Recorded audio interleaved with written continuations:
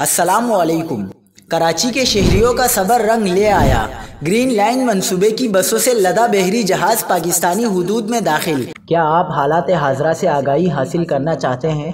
खबर के पीछे छुपे असल हकाइक जानना चाहते हैं? तो अभी सब्सक्राइब कीजिए जिलमिल पाकिस्तान को और साथ ही घंटी के निशान पर क्लिक कर दें। आपको बताते चलें कि वफाकी हुकूमत की जानिब से Karachi green line rapid bus service के लिए दरामद की जाने वाली 40 बसों की पहली खेप कराची पहुंच गई।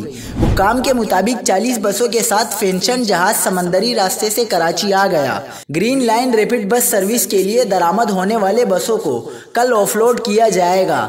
जराई के मुताबिक मजीद 40 बसों की दूसरी खेप की आमद भी आइंदा 1 से 2 माह में मुतवक्को है। मंसूबे से यौमिया 3 लाख अफराद को सफरी सहूलत मुहैया होगी। ग्रीन लाइन बस मंसूबा 20 स्टॉप्स पर मुश्तमिल है, जो पावर हाउस चौरंगी नॉर्थ कराची से शुरू होकर नुमाइश पर इख्तिताम पजीर होगा।